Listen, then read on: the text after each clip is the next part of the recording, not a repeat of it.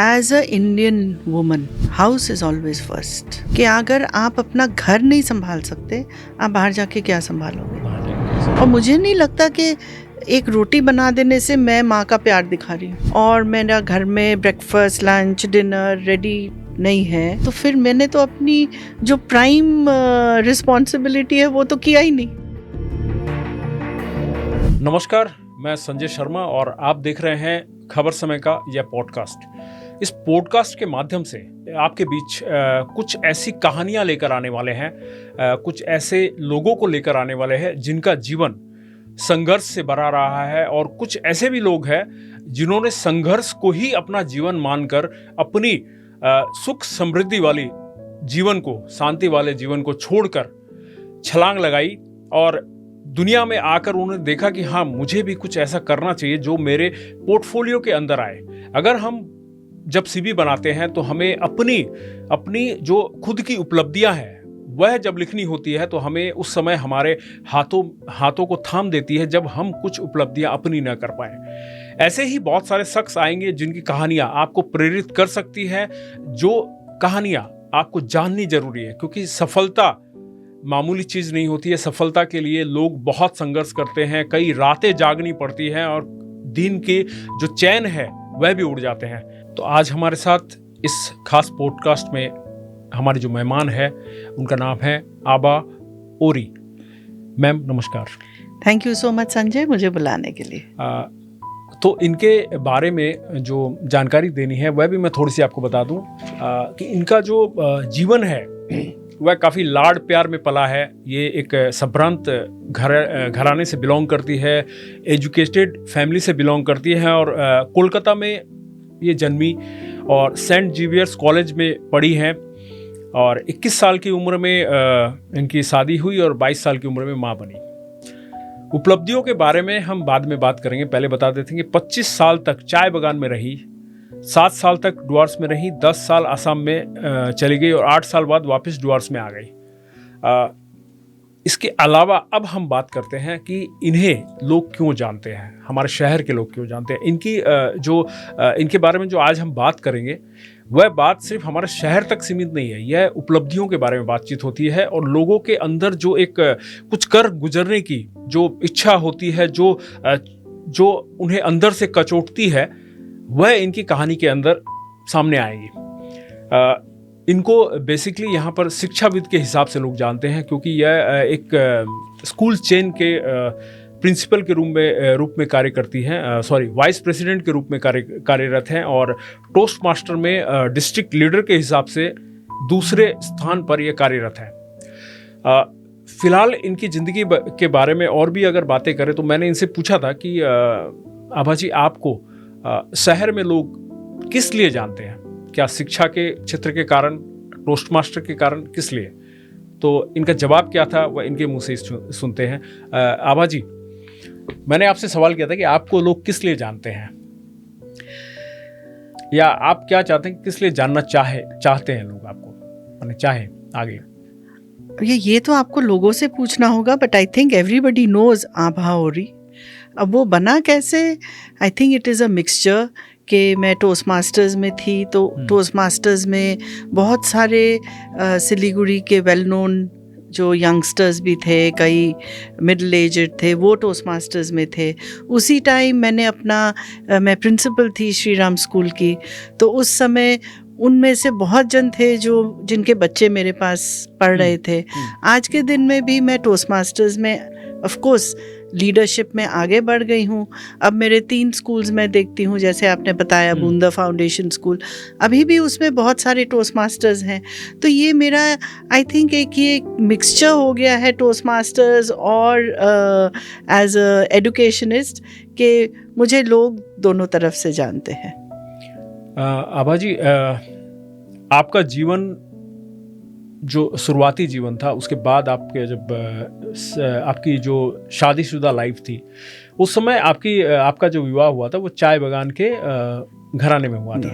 तो वहाँ आपको सारी सुख सुविधाएं थी, सब कुछ विलासिता की जीवन था, आपके एक इशारे पे, आपने जैसा कहा कि आपके इस एक इशारे पे नौकर चाकर हाजिर हो जाते थे, आपको हर कुछ मिल जाता है। जो एक इंसान की सफलता के बाद में जो इच्छा होती है कि हम सफल हो जाए तो हमारे सामने सब कुछ रहे, हमारी हर विश पूरी हो, आपके पास हर विश पूरी होने की क्षमता थी। फिर आप वहाँ से नौकरी के लिए क्यों आई, आप जॉब के लिए क्यों आई? मैंने आपके इसमें देखा कि आप 1200 रुपये की पहले 1990 में नौकरी की, तो इतना सब कुछ होने के बाद वो 1200 रुपये तो कोई अहमियत नहीं रखते, फिर आप नौकरी में क्यों आए?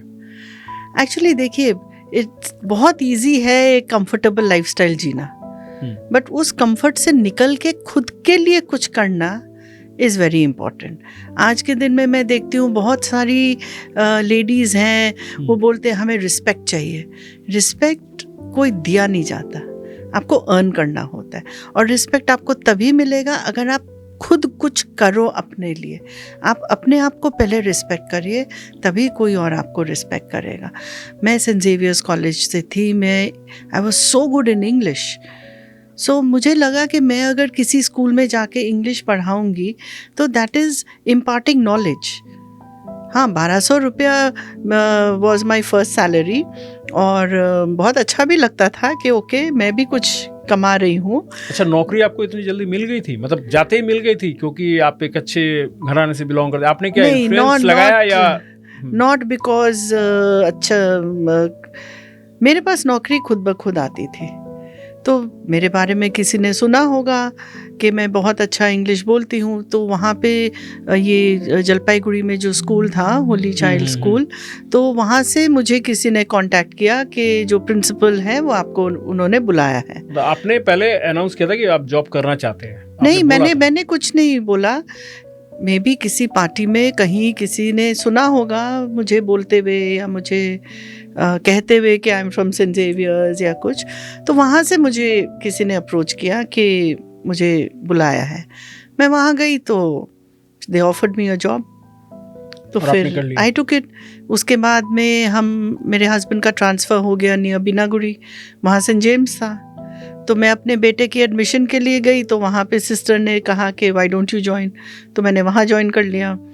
फिर हम सिलचर गए, वहाँ ट्रांसफ़र हुई, वहाँ होली क्रॉस स्कूल था, वहाँ भी मैं अपने बेटों के एडमिशन के लिए गई थी, वहाँ पर भी उन्होंने खुद मुझे जॉब ऑफर किया। तो एक बार जब जॉब करना शुरू कर दिया तो एक डिफरेंट मीनिंग आ गई लाइफ में कि मैं घर भी चला सकती हूँ, मैं जॉब भी कर सकती हूँ, why can't I do both.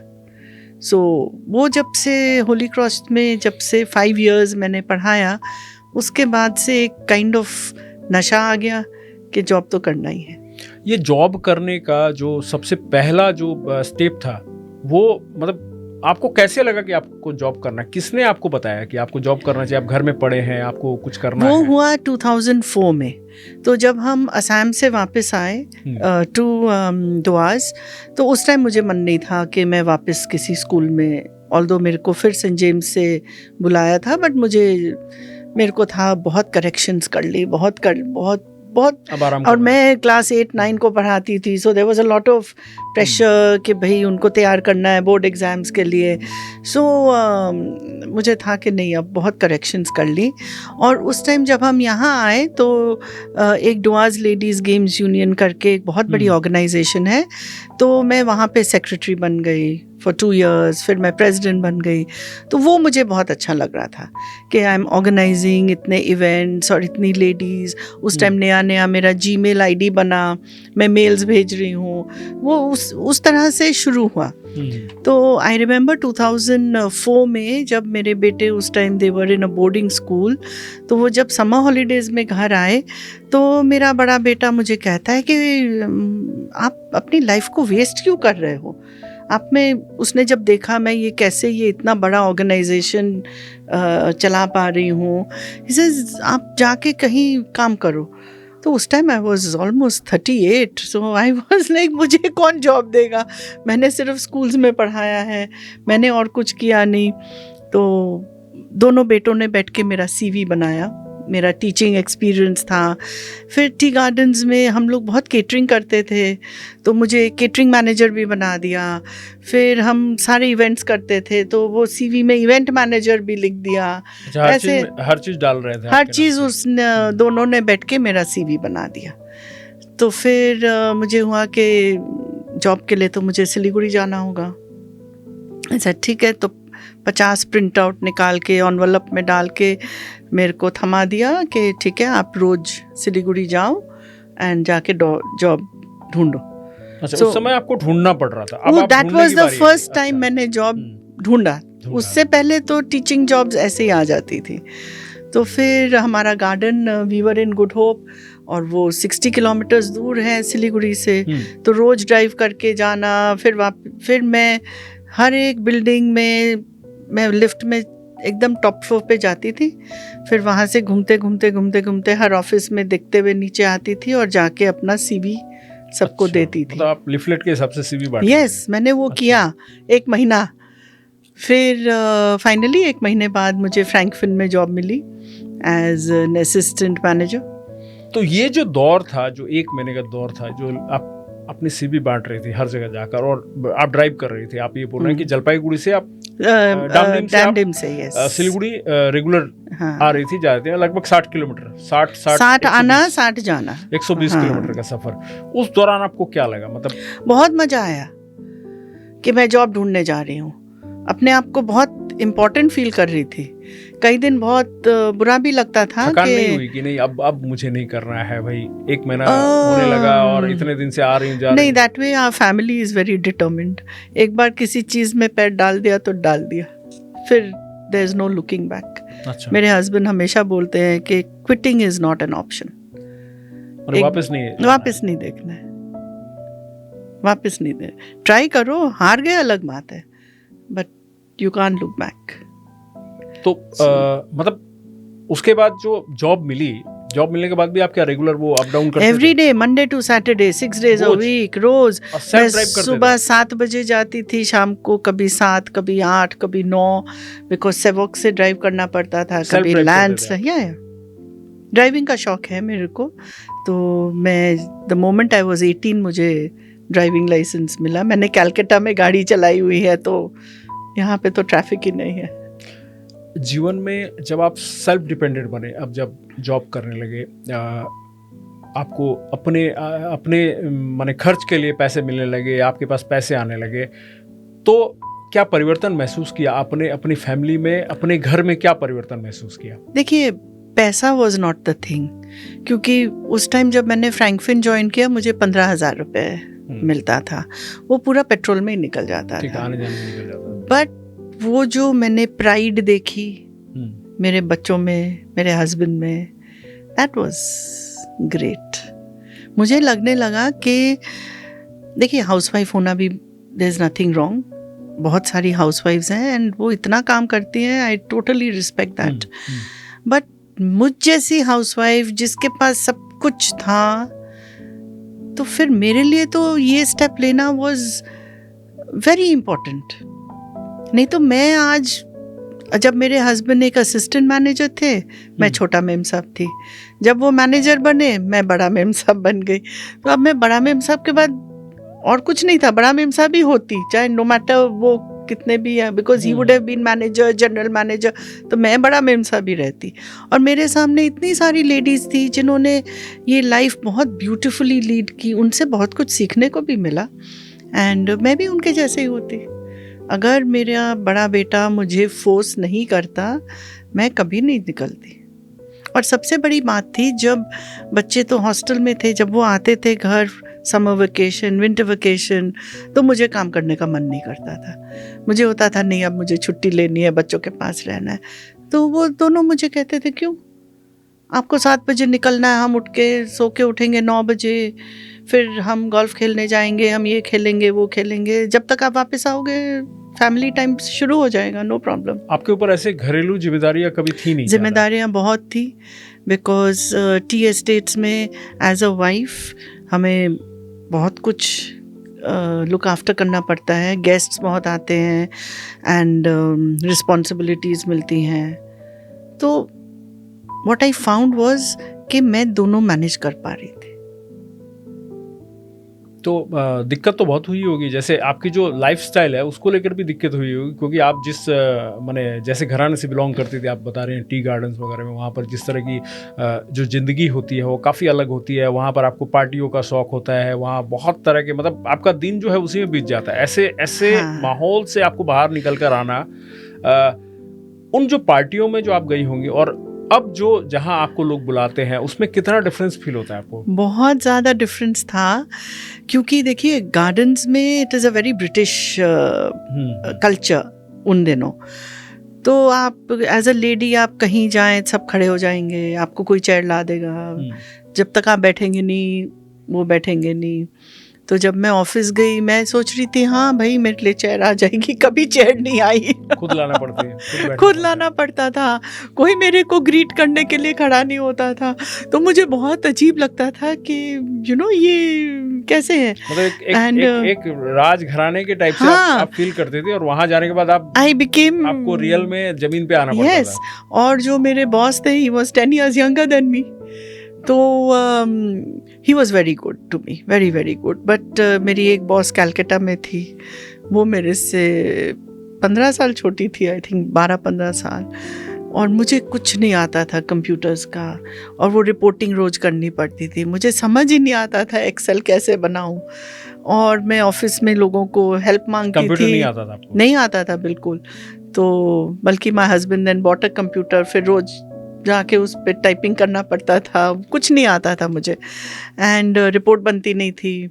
और ऑफिस के लोग दे वर नॉट हेल्पफुल, उनको लगता था भाई ये तो पता नहीं कहाँ से आई हैं, और तो फिर वहाँ नीचे ये आपके सेवक रोड में एक साइबर कैफ़े था, तो फिर मैं पेन ड्राइव वहाँ ले जाती थी और कागज़ में अपना रिपोर्ट बना के लेके जाती थी, और वहाँ पे जो वो साइबर कैफ़े का लड़का था, मैं उसे कहती थी ये मेरा एक्सेल में बना दो, तो वो फिर मेरा बनाता था। CV नहीं, वो जो रिपोर्ट, डेली रिपोर्ट जो बनानी होती थी, हाँ DSR, वो मेरा बनाता था, पेन ड्राइव में डाल के मैं वापस लाती थी, और फिर मैं उसको मेल करती थी, क्योंकि आता ही नहीं था और कोई सिखाने वाला नहीं था। मेरे गार्डन्स में उन दिनों भी कंप्यूटर्स एज सच नहीं थे, तो सिखाएगा कौन मुझे?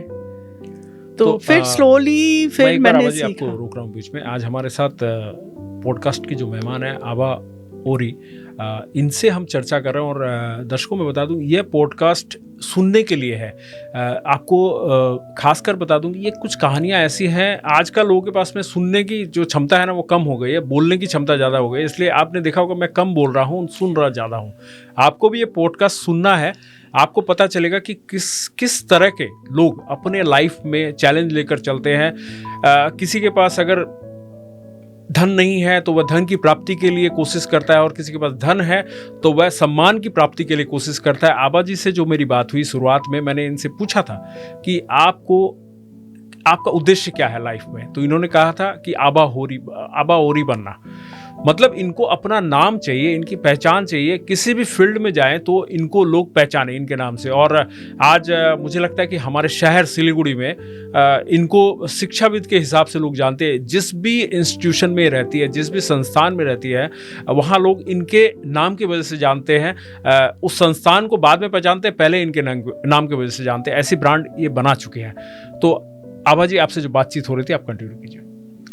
नहीं, तो वहाँ पे बहुत मुश्किल हुई मुझे इनिशियली, क्योंकि मुझे मेन मुश्किल ऑफ कोर्स कंप्यूटर्स की, एंड सेकेंडली जो मेरे कोलीग्स थे, naturally they must have felt के ये बहुत ऐसे घर से आई हैं और इनको जॉब क्या चाहिए, खुद की गाड़ी है, सो ऑल दैट। बट उसके पीछे मैंने किस तरह से मैं रोज आती थी वो किसी ने नहीं देखा, बट दैट्स फाइन। और अच्छा, पति के प्रभाव से आपको कभी ऐसा हुआ कि ऐसा लगा हो कि आप जो काम कर रहे हैं वो आपके प्रति आपका जो हस्बैंड है उनके नाम और उनके प्रभाव के कारण आपको ज़्यादा कहीं ना कहीं लोग माने सहूलियत दे रहे हैं, आपके कारण नहीं? ऐसा कभी फील हुआ, कभी रियलाइज हुआ? देखिए, टी गार्डन्स में जो लोग रहते हैं ना, वो अपनी ही वर्ल्ड में रहते हैं। अच्छा। उनको मतलब टी गार्डन्स रिलेटेड सबको ही जानते हैं। बट जो मैं बाहर आई वहाँ पे तो कोई नहीं जानते हु मिस्टर अश्विन ओरी is. He is very well known T circles में. ओके, मैंने तो आपके सर्कल में उनको नहीं जानते थे. उनका कोई प्रभाव नहीं था एज सच, बट सपोर्ट अगर वो नहीं करते तो होता ही नहीं. तो सबसे पहले जब जॉब आपने की, जॉब से आपको सैलरी मिली, जो सैलरी आपके लिए समझ लीजिए आपके पॉकेट मनी के बराबर थी, उस सैलरी का आपने क्या किया? सबसे पहले जो सैलरी, पहले तो गिफ्ट्स खरीदे बच्चों के लिए, हस्बैंड के लिए. सो उसमें बहुत मज़ा आया. फिर कुछ महीनों के बाद जब मैं घर गई, दिल्ली गई, मेरे पेरेंट्स दिल्ली में, मेरे इन लॉज देहरादून में, उनको कुछ लेके दिया, बहुत अच्छा लगा. और आप जब जॉब करने लगी, आप जब बिजी होने लगी पूरी लाइफ में, तो कहीं ना कहीं क्या बच्चों से या फैमिली से आप दूर हुई थोड़ा? उन्होंने दूर होने नहीं दिया. और एटलीस्ट अगर उन्हें कुछ लगा कि देयर इज समथिंग मिसिंग, उन्होंने मुझे बताया नहीं. बिकॉज उनके लिए भी इट इज़ वेरी इम्पोर्टेंट कि आप कुछ करो. मेरा छोटा बेटा जो है, ही इज़ एन इकोनॉमिस्ट, और आज के दिन में मेरा सबसे बड़ा मेंटर भी वही है. और हमेशा मुझे यही बोलता है, आपने आज क्या अचीव किया. रोज़ का एक अचीवमेंट होना चाहिए.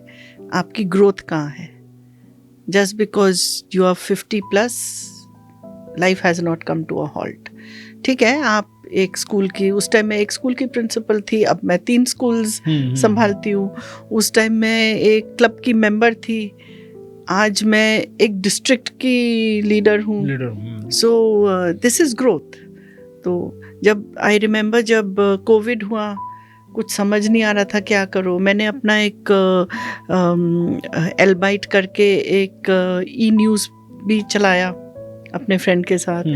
तो आइडिया इज़ कि आप जितना खाली बैठ के ऐश करना चाहो आप उतना कर सकते हो, और आप कितना आगे बढ़ना चाहो वो भी आप कर सकते हो. वो आपके ऊपर है, आपको कितना आगे जाना है.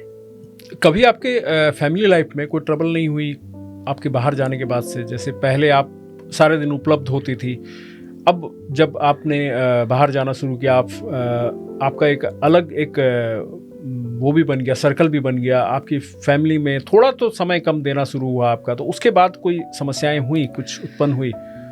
मैं देखिए ये इसलिए कह रहा हूँ, ये जानने की कोशिश कर रहा हूँ कि क्या उन समस्याओं से कैसे आपने निपटा? As a Indian woman, house is always first. जो लेडी ये सोचती है कि मैं घर को निग्लेक्ट करके बाहर में अपना नाम बनाऊं या बाहर काम करूं, वो पॉसिबल नहीं है. Because home is identity. तो ये आपने होम फर्स्ट मान के चला? ऑब्वियसली वो there is no two ways about it.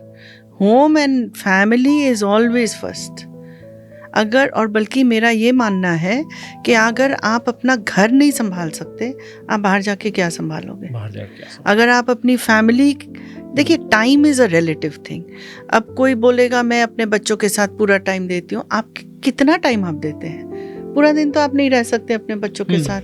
वो जब 2 साल के थे, 1 साल के थे, आपने पूरा, उसके बाद बच्चे भी अपना लाइफ एक्सपीरियंस कर रहे हैं. बट ये सोचना, अब अगर आज के दिन मैं बाहर आ जाऊं और मेरा घर में ब्रेकफास्ट, लंच, डिनर रेडी नहीं है, तो फिर मैंने तो अपनी जो प्राइम रिस्पॉन्सिबिलिटी है वो तो किया ही नहीं. अब उसके लिए तो वो तो मुझे करना ही है ना. मैं नहीं कह रही कि सिर्फ मैं ही कर रही हूँ, my husband is also helping, but वो तो मेरी ही रिस्पॉन्सिबिलिटी है. वो आपको मानना पड़ेगा कि absolutely there is no two ways about it. और आप उसको सेक्रीफाइस भी नहीं मानते? वो नहीं, वो सैक्रिफाइस, मुझे ये सैक्रिफाइस वर्ड बहुत नेगेटिव लगता है. वो there is nothing called sacrifice. Your children are there, you love them, आप लव से करिए ना जो भी करना है. ड्यूटी भी मुझे एक बहुत नेगेटिव वर्ड लगता है. अच्छा, आज के दौर में आपका एक तजुर्बा है, एक 50 साल का एक तजुर्बा है. वैसे आबा जी से मैंने इससे पहले इनकी एज पूछी थी, उन्होंने बताया नहीं था, लेकिन आज आपने खुल के बता दिया कि 50. तो I will be 60 in 2 years. Okay.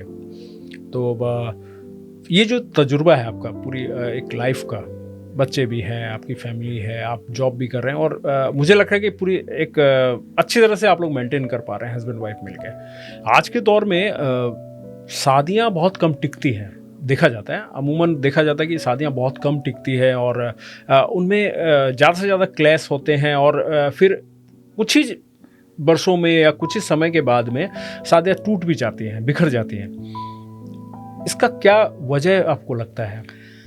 देखिए, आजकल की जो जनरेशन है, पेशेंस नहीं है, सब ऐसे चाहिए, वो होगा नहीं।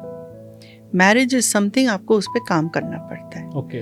क्योंकि आप एक दूसरे को जानते नहीं, और अगर नो मैटर आप कितने लव मैरिज हो अरेंज मैरिज हो, जब आप एक साथ रहना शुरू कर दो और एक साथ जिंदगी का हर एक चैलेंज आप एक्सेप्ट करके आगे चलोगे, तो कॉम्प्रोमाइज दोनों तरफ से है। दोनों तरफ। अगर आप सोचें कि लड़का कॉम्प्रोमाइज करेगा, लड़की नहीं करेगी, या लड़की करेगी लड़का नहीं करेगा, वो नहीं हो सकता। वो मैरिजेस आजकल टूट ही इसीलिए हैं क्योंकि वो एक कॉमन ग्राउंड ही नहीं मिला इन लोगों को। इसके लिए रिस्पॉन्सिबल कौन है? खुद बच्चे रिस्पॉन्सिबल नहीं। अगर लव मैरिज है तो बच्चे रिस्पॉन्सिबल है माना जाता है, और अरेंज है तो फिर परिवार माना जाता है। वो मैंने वो सुना है, कई लोग बोलते हैं नहीं बच्चों को लव मैरिज करने दो, कल को अगर वो मैरिज ब्रेक हो गई एटलीस्ट हमें नहीं ब्लेम करेंगे। बट वो तो कितना नेगेटिव वे ऑफ थिंकिंग। भाई वो तो मेरे बच्चे हैं, वो तो मुझे हाउ कैन आई से कि मेरे को ब्लेम गेम यहाँ पे कहाँ से आ गया? कोई ब्लेम, अगर आप एक हेल्दी फैमिली हैं जो एक दूसरे को के साथ कनेक्टेड हैं, तो फिर एक का दुख सबका दुख हुआ, एक का सक्सेस सबका सक्सेस हुआ। ये मेरा या इसका या उसका वो तो नहीं है ना। तो वो तो बच्चों को आई बिलीव, अब मेरे जैसे 2 बेटे हैं, दोनों खाना भी बना सकते हैं, घर का कोई ऐसा काम नहीं है जो नहीं कर सकते, सब सिखा दिया, सब करते हैं। अब मैं अगर आ जाती हूँ और वो नहीं उठे फॉर ब्रेकफास्ट, तो मैं उनको बोल देती हूँ ये पड़ा है, खुद बना लेना, तो बना लेते हैं। और मुझे नहीं लगता कि एक रोटी बना देने से मैं माँ का प्यार दिखा रही हूँ। There are so many way, I mean खाना सिर्फ मेन चीज़ नहीं है, बहुत कुछ है लाइफ में। तो ये जो बोलना कि marriages that is only because of the children, आपको बच्चों को समझाना पड़ेगा कि एक बार आपने एक शादी कर ली तो फिर आपको उस पर वर्क करना होगा daily. You have to work on your marriage, उसको बचाए रखने के लिए, बनाए रखने के लिए, सॉरी नॉट बचाए, बनाए रखने के लिए, बिकॉज मैरिज इज ब्यूटिफुल। अब जब बच्चे होते हैं, अब मैं हाल ही में मेरा बड़ा बेटा है वो आर्मी में है, तो वो मैं उसको मिलने गई थी, तो मैंने देखा उसकी वाइफ जो है उसके जो वर्क टाइमिंग्स हैं, वो वर्क फ्रॉम होम कर रही है। उसकी वर्क टाइमिंग है सुबह 8 बजे से लेकर 10 बजे तक और शाम को 7 से 9 बजे तक। ये बहुत क्रूशल उसका टाइमिंग है।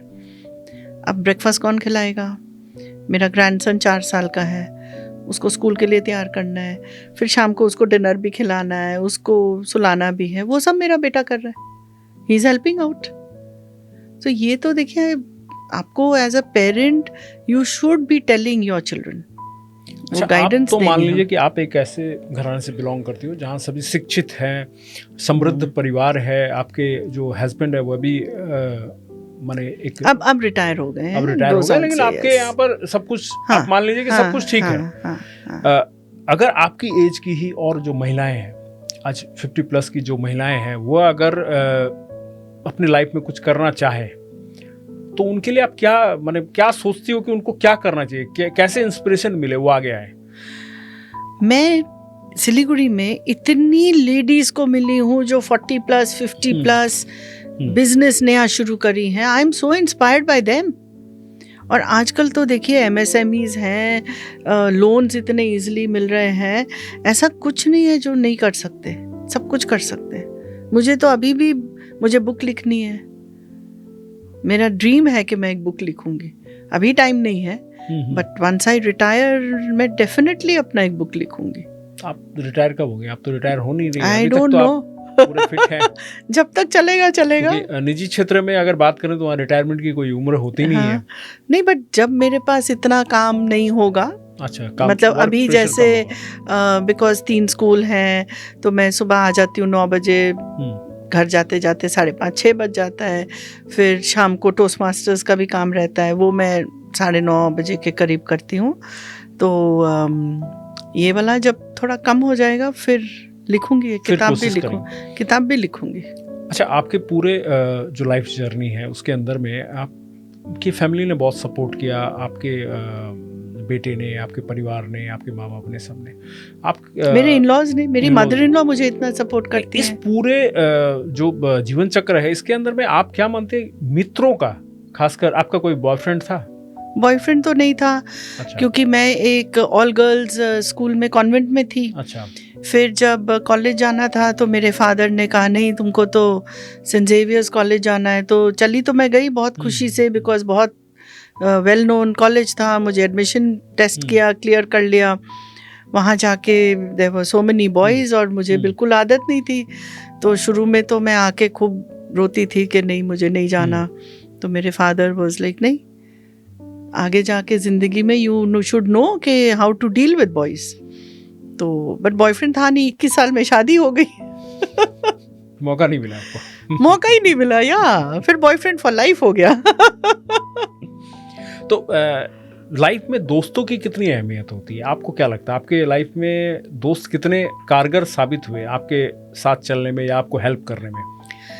देखिए, फ्रेंड्स तो सिर्फ 4 ही हैं, मेरे हस्बैंड, मेरा बड़ा बेटा, छोटा बेटा और डॉटर इन लॉ। तो आपने बाहर कोई फ्रेंड नहीं बनाया? हैं, फ्रेंड्स हैं, बट ये 4 तो सबसे इम्पोर्टेंट है। ये तो मैंने कहा नहीं, इनके साथ देखिए के अलावा नहीं, फ्रेंड्स हैं और वो इम्पोर्टेंट है, क्योंकि जब स्पेशली जैसे अब टोस्ट मास्टर्स हैं, अब मैंने कभी सोचा भी नहीं था कि मैं एक इंटरनेशनल कॉन्फ्रेंस में जाऊंगी या इंटरनेशनली लोगों से 158 कंट्रीज़ के लोगों से मिलूंगी। तो फ्रेंडशिप्स बहुत हुई। फ्रेंडशिप्स आर इम्पॉर्टेंट क्योंकि सीखने को भी बहुत कुछ मिलता है, एक दूसरे से डिस्कस करने के लिए भी बहुत कुछ मिलता है।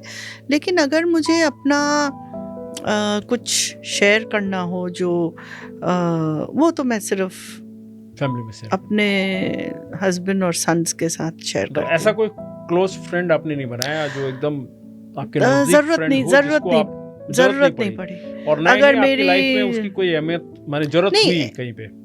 ये थे ना, ये तीनों है मेरे लिए।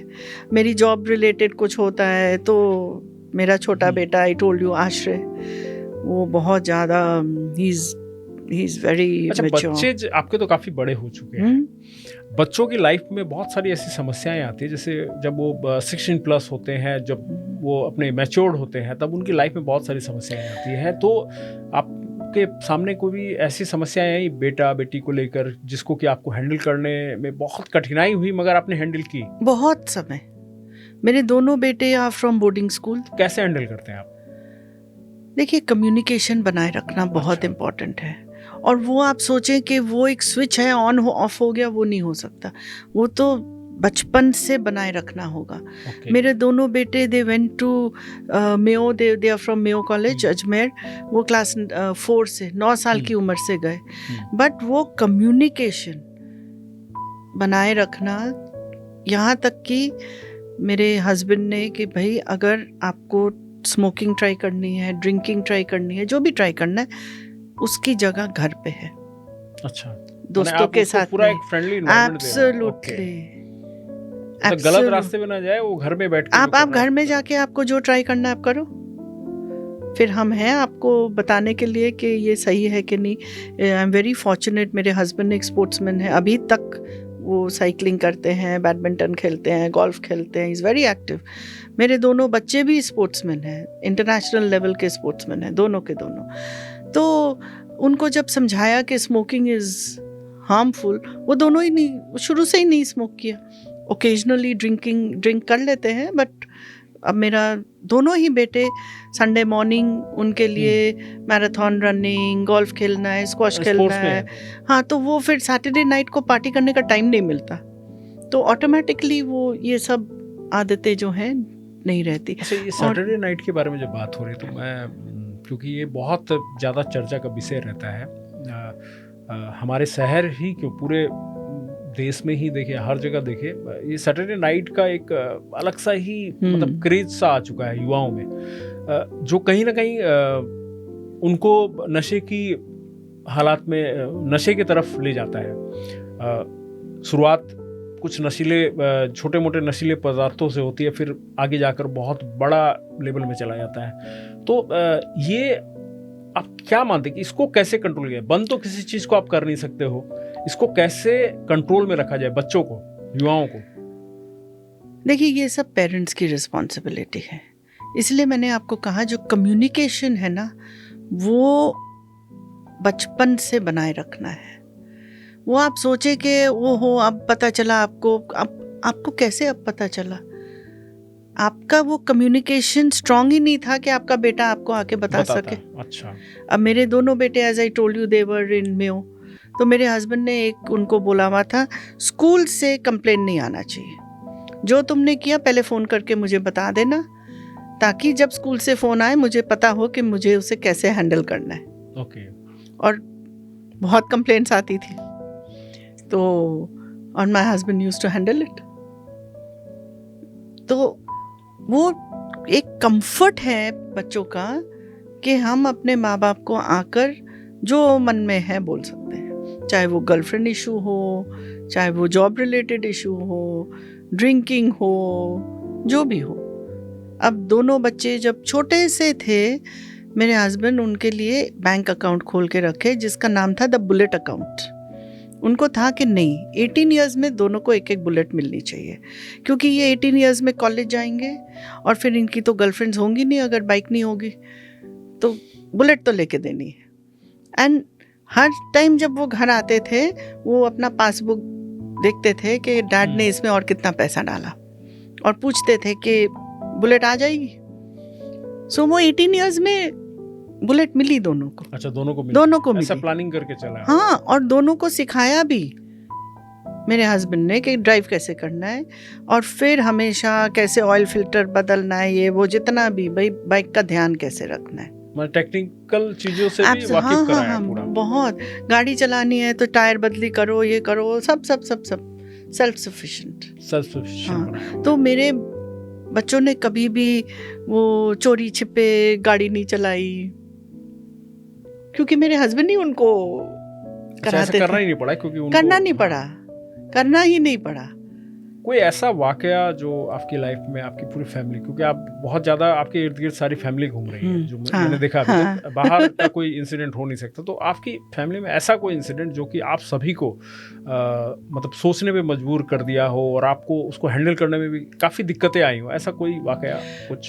बहुत सारे आए, बट आई रिमेम्बर मेरा जो छोटा बेटा है आश्रय, वो स्क्वॉश प्लेयर था। At one time India number 4 भी रह चुका है, वर्ल्ड जूनियर्स में इंडिया को रिप्रेजेंट किया।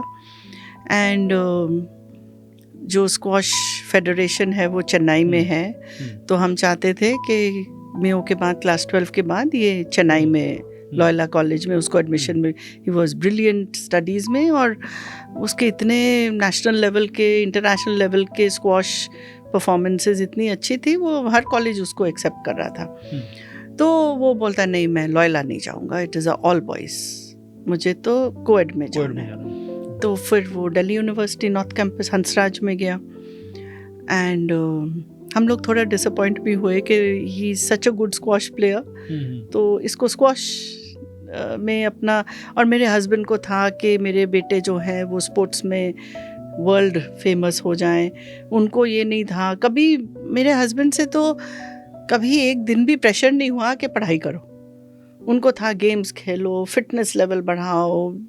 ही वॉज नेवर कि भाई तुमको पढ़ना ही है। तो उस टाइम थोड़ा डिसअपॉइंटमेंट हुआ कि भाई ये, बट देन उसने इकोनॉमिक्स ऑनर्स लेना था, उसको अच्छा लगा। फिर आफ्टर क्लियरिंग हंसराज, फिर दिल्ली स्कूल ऑफ इकोनॉमिक्स में उसको एडमिशन मिली। फिर वहाँ ही डिड वेरी वेल, और साथ ही साथ वो दिल्ली यूनिवर्सिटी का स्क्वॉश कैप्टन भी था, तो स्क्वॉश नहीं छोड़ी, आज तक नहीं छोड़ी उसने। तो फिर जॉब लगी। फिर सडनली कुछ हुआ कि मैं जॉब छोड़ के मैं जर्मनी जाऊंगा स्क्वॉश खेलने। सो वो हमें बहुत मुश्किल लगा कि अब ये ऑलरेडी जॉब में भी लग गया है, इसने अपना करियर बनाना, अभी he is just stepping into career, और 2 साल हुए जॉब करे और अब वो बोलता है कि अब मुझे स्क्वॉश खेलना है। तो भाई, and my husband was very clear, आपको जितना तक पढ़ना है आई विल सपोर्ट यू, एक बार you take up a job, फिर घर आके नहीं बैठ सकते। आपको जॉब अच्छी नहीं लग रही, आप दूसरी जॉब लो, बट आप घर आके नहीं बैठ सकते। माई रिस्पॉन्सिबिलिटी इज, जब तक आपको जितना पढ़ना है आप पढ़ो, नो प्रॉब्लम। तो फिर my husband was like, Germany इतना, हम वी आर सर्विस पीपल, हम तुमको फंड कैसे करेंगे? कहता नहीं, मैं खुद को फंडिंग करूँगा। कैसे फंड करूँ? मैं कोई कैफ़े में काम करूँगा, मैं ये सब करके अपना कुछ करके कर लूँगा। तो वो हमें बहुत लगा कि ये स्टेप अगर वो 10 साल पहले लेता तो that would have been much better. अभी इस समय ये करना, जो मतलब आपने पढ़ाई कर ली, मास्टर्स इन इकोनॉमिक्स कर लिया, सब कुछ कर लिया, अब आप जॉब में इतनी अच्छी कंपनी में लगे हुए हो, and then you want to, तो वो समझाने में थोड़ा टाइम लगा, बट हो गया, मैनेज कर लिया। He is with Fidelity international now, he is a lead economist. Okay.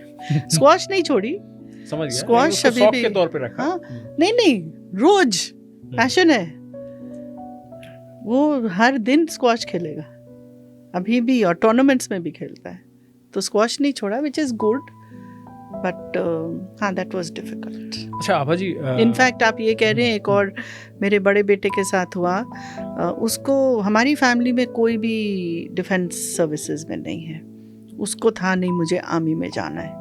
अच्छा। And Kargil was too fresh, तो मेरे हस्बैंड को था कि नहीं, मैं रात को नहीं सो पाऊंगा, तुमको जो करना है तुम करो, बट आर्मी में नहीं ज्वाइन करने दूंगा। तो उसको एनडीए जाना था, और एनडीए में उसका हो भी गया था, बट हमने अलाउ नहीं किया। फिर उसने कहा ठीक है, मैं होटल मैनेजमेंट करूँगा, तो होटल मैनेजमेंट में गया। फिर जब होटल मैनेजमेंट क्लियर कर लिया, तो उसके जो मास्टर थे, जो उन्होंने हमें बोला कि उसने हमको लिख के दिया है, मुझे जॉब नहीं करनी, मुझे आर्मी में ही ज्वाइन करना है। सो वो फिर हमें बहुत मुश्किल लगा कि माय हस्बैंड वाज लाइक, नहीं ये क्या हुआ, अब 3 साल के बाद फिर वही आर्मी में ज्वाइन करना है।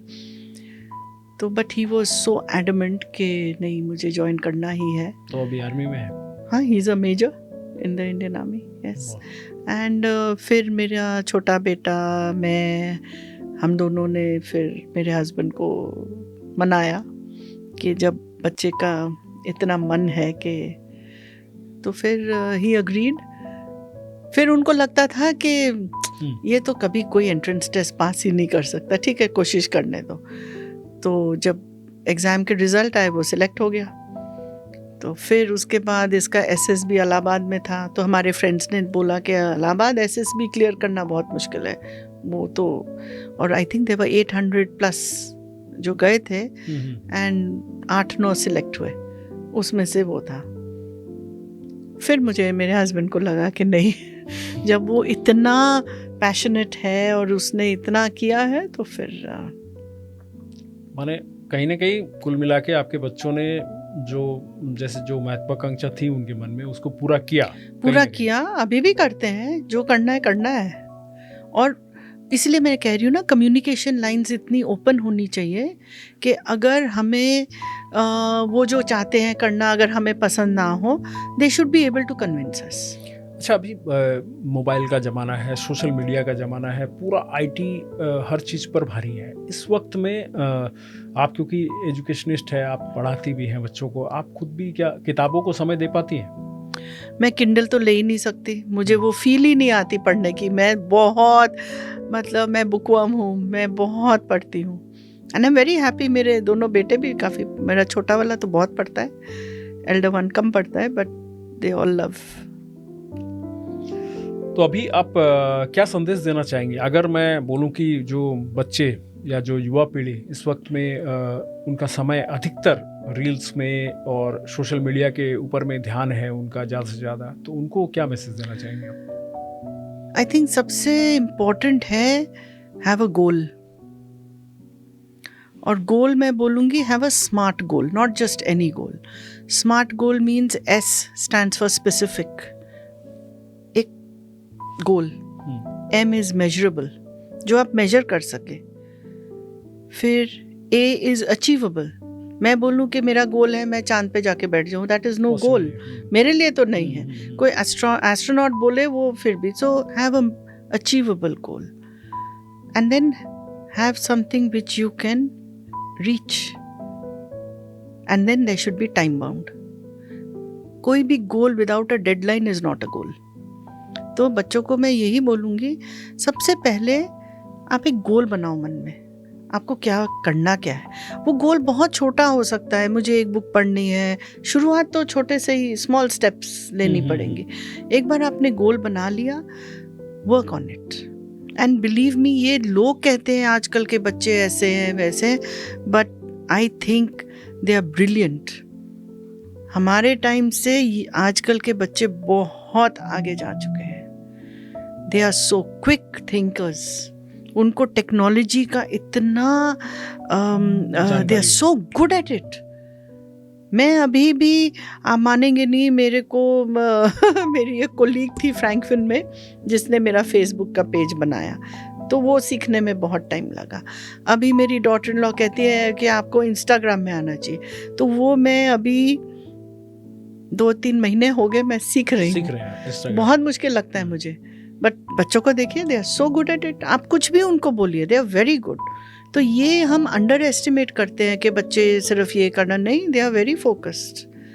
अगर आप उनको थोड़ा सा डायरेक्शन एज पेरेंट्स अगर हम दे दें, और देखिए डायरेक्शन भी क्या होना चाहिए ना, ओ तुम तो सिर्फ ये करते हो वो करते हो, वो दैट, आप उनको बिठा के एक प्रॉपर डिस्कशन कीजिए जिसमें आप, बच्चों को ये नहीं लगना चाहिए आप ज्ञान बांट रहे हो. आप उनको बिठा के, इट्स सो इम्पोर्टेंट, फ्रेंडली. अब उस दिन मेरे हस्बैंड बैडमिंटन खेलने जाते हैं, गाड़ी में जाते थे. तो मेरा जो बेटा है उसने कहा कि आप क्यों गाड़ी में जाते हो, आप साइकिल चला के जाओ. तो उनको लगा कि मैं साइकिल चला के जाऊंगा, इट इज़ 7 किलोमीटर्स, मैं साइकिल करूंगा, फिर मैं खेलूंगा, फिर मैं वापस 7 किलोमीटर्स चला के आऊँगा, पता नहीं मेरे साथ होगा कि नहीं. बट उसने कहा नहीं डैड यू गो. तो वो होके आए, तो ही वॉज वेरी हैप्पी. तो बड़े बेटे को कहा पता है मैंने आज ये किया. बड़ा बेटा क्या बोलता है कि डैड मैं ना अभी पुणे मैराथन में मैंने पार्ट लिया, 5 kilometres up hill, 5 kilometres down hill, 35+ category, और मैं 4th आया. और आपको पता है कि मेरे पहले के जो 1st, 2nd, 3rd कौन थे, they were girls, they were older than मी.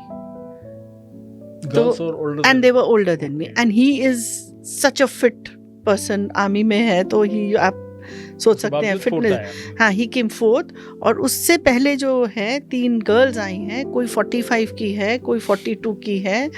सो इन अ वे अपने फादर को बोल रहा है अगर आपने 5 किलोमीटर साइकिल चला के, बैडमिंटन खेल के 5 किलोमीटर चला के आ गए, तो आपने कुछ बड़ा नहीं किया. अच्छा, तो वो इस तरह एक दूसरे को बहुत मोटिवेट करते हैं बच्चे. जानना चाहूँगा चलते चलते, क्योंकि अब काफ़ी लंबा वक्त हो गया आपसे बातचीत करने का. इस पूरे लाइफ जर्नी में सबसे बड़ी चीज़ होती है जीवन को चलाने के लिए स्ट्रेस को कंट्रोल करना. आप कैसे करते हैं? I am very fortunate that way. मेरे 3 स्कूल्स जो मैंने कहा, हमारे बच्चे बूंदा फाउंडेशन जो है, तो वो 1 year of age से आते हैं, और हम 1 साल के बच्चे हम एडमिशन लेते हैं, और वो KG तक रहते हैं हमारे पास. जब मैं रोज़ स्कूल जाती हूँ और वो गेट के अंदर मैं घुसती हूँ और वो बच्चों को देखती हूँ, मेरा कुछ अगर स्ट्रेस है भी तो वो सब ख़त्म हो जाता है. तो मेरा हैप्पीनेस उनकी फेसेस देख के इज़ सो मतलब एडिक्टिव है कि सब उस टाइम स्ट्रेस ख़त्म हो जाता है. सेकेंडली, मैंने जो भी थोड़ा बहुत अचीव किया, तो उसका, जैसे जो मेरे पेरेंट्स 10 साल पुराने मेरे साथ जुड़े हुए थे, वो आके अपने छोटे बच्चों को मेरे पास भेजते हैं, या आके मुझे, मैं किसी पार्टी में जाती हूँ, कहीं भी जाती हूँ, वो पेरेंट्स मिल ही जाते हैं मुझे. और मुझे, मैम आपने जो फाउंडेशन बनाया, वो जो सेंस ऑफ अकम्प्लिशमेंट होती है ना, तो फिर स्ट्रेस किसका. स्ट्रेस रिलीव हो जाता है, उससे स्ट्रेस कहीं ना कहीं निकल जाता है। तो मुझे आपको नहीं लगता है कि पता। हाँ, कुछ आपने हाँ किया है तो उसका सुनकर आपको अच्छा हाँ, लगता है, अच्छा और उससे लगता कहीं ना है। कहीं रिलैक्स होता है। सुन के अच्छा नहीं लगता, वो सुन के कि हाँ मैंने कुछ अचीव किया, दैट अचीवमेंट पर्पस जो है वो अचीव हुआ, उससे स्ट्रेस नहीं होता। प्लस आज वी आर वेरी फॉर्चुनेट कि हमारे इंडिया में योगा, मेडिटेशन ये सब है, और हम जैसे शीशी एकेडमी के साथ है तो हमारा तो आप क्या मेंटल योगा वगैरह करती हो आप? मैंने शुरू किया है, अभी 10 महीने हो गए। 10 महीने हो गए। उससे मुझे लगता है कि मैं बहुत आगे से ज़्यादा कंट्रोल में आ गई। कंट्रोल में। So that is also very important. तो धन्यवाद आभा जी, आज हमारे Thank साथ you इस so much. पॉडकास्ट में इतना समय देने के लिए, और आपने जो अपने जीवन के बारे में जो बातें बताई, जो ब्रीफ में हमसे चर्चा हुई, वो हो सकता है कि किसी के जीवन में काम आए, क्योंकि बहुत सारी ऐसी कहानियाँ होती हैं जो लाइफ में आपका भी मन करता है कि आप किसी को सुनाएं। हो सकता है किसी ऐसे शख्स के लिए आपके जैसा ही जीवन किसी का हो, उसको आपकी इस कहानी से कहीं ना कहीं कुछ प्रेरणा मिले, कुछ काम आए उसके जीवन में। तो हमें लगता है कि हमारा ये पॉडकास्ट और आपका भी जो ये कहानी है वो भी सार्थक होगी कहीं ना कहीं। यही प्रयास के साथ हम इसको स्टार्ट किया है हमने, इस पॉडकास्ट को, और आगे भी हम और मेहमानों को लेकर आते रहेंगे। अगर जाते जाते आप कोई संदेश देना चाहती हो, कोई ऐसा संदेश जो, क्योंकि आप एक प्रखर वक्ता हो, आप अच्छा बोलती हैं, तो आप कुछ बोलना चाहते हैं तो आप बोल सकते हैं। मैं सबको यही कहूँगी, yesterday is history, tomorrow is a mystery, live life today. आज में प्रेजेंट में जीना बहुत इम्पॉर्टेंट है। Do whatever you wish to do, but पूरी शिद्दत के साथ करो। धन्यवाद। तो ये आभा जी को आप सुन रहे थे, आभा ओरी जी को, जिनसे हम बातचीत कर रहे थे लगातार, और इनके बारे में, जो इनके जीवन से जो पहलू जुड़े हुए हैं उनके बारे में हम बातचीत कर रहे थे। हम जानने की कोशिश कर रहे थे और आपको भी यह बताने की कोशिश कर रहे थे कि हर एक इंसान की अलग अलग कहानियाँ होती है। आभा जी यहाँ शिक्षाविद है और टोस्ट मास्टर में भी है, एक अच्छी वक्ता भी हैं, और शहर में इनको अच्छे खासे माने इनकी जो पहचान है वह एक शिक्षाविद के तौर पे अच्छी खासी पहचान बनी हुई है, और आज हर लोग इनको आभा ओरी के नाम से जानते हैं। इनका अपना एक ब्रांड बन चुका है। जिस भी स्कूल में जाती है या जिस भी संस्थान में जाती है, वहाँ संस्थान इनके कारण और भी उसमें जो 4 चांद लग जाते हैं, यह अगर मैं कहूँ तो कहना गलत नहीं होगा। तो ऐसे ही और भी शख्स और भी कहानियों के साथ हम कोशिश करेंगे हमारे इस पॉडकास्ट के द्वारा आपके सामने लाने की, जिससे आपको पता चले कि कहाँ, कैसे और किस वक्त तक सफल होने की जो सीमा होती है। एक तो कई बार हम सोचते हैं कि हमारी जो उम्र है, हमारी जो उम्र है, उम्र के साथ ही सफलता जो है वो चली गई है। कई लोग बोलते हैं 20, 25, 30 के बाद में तो आप सफल होने की गुंजाइश ही नहीं है, लेकिन ऐसे लोग भी आ रहे हैं। देखिए 50 प्लस है, 50 प्लस है, जो आज भी काम कर रहे हैं और अपने क्षेत्र में अव्वल हैं।